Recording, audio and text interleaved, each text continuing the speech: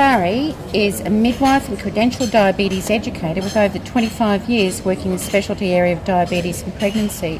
She's just presented at Exposing Diabetes here in Brisbane this morning, and we're asking Alison a couple of questions about her presentation.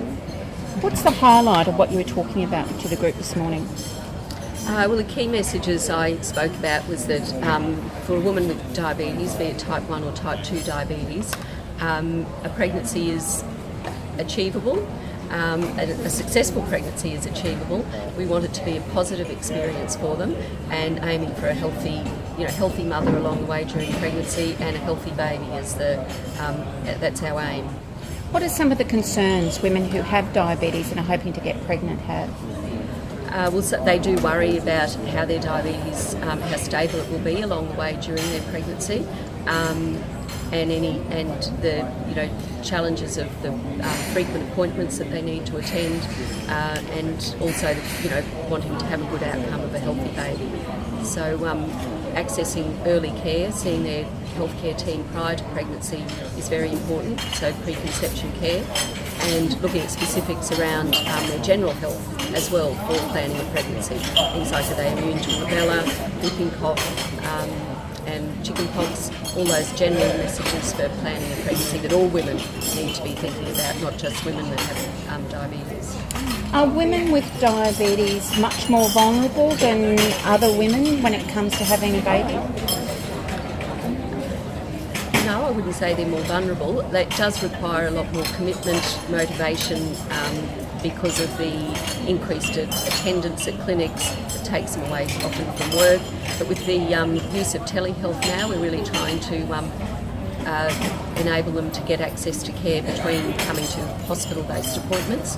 So that's improved things, and we do run a lot of telehealth clinics across Queensland for women in remote and regional areas that they can access specialist care. So no, I think with good motivation, good health, they're not necessarily more vulnerable, but they do have the challenge of maintaining good glycemic patterns and good diabetes management during the pregnancy, which is an added extra layer of health issues for them. That film Steel Magnolias seemed to perpetrate the myth that women with diabetes were putting themselves in danger if they had a pregnancy.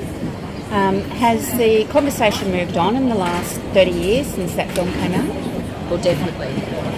It certainly has, and that was going to be my first thing, that Steel Magnolias is a very old movie now. And yes, I think with the technologies we've got that's available, so the things like insulin pumps, flash glucose monitoring, improved insulins, and also the availability of multidisciplinary care teams with endocrinologists, obstetricians, diabetes educators, midwives, dietitians, all much more readily available now as a multidisciplinary team. I think that standard of care has made it a much more positive experience for women.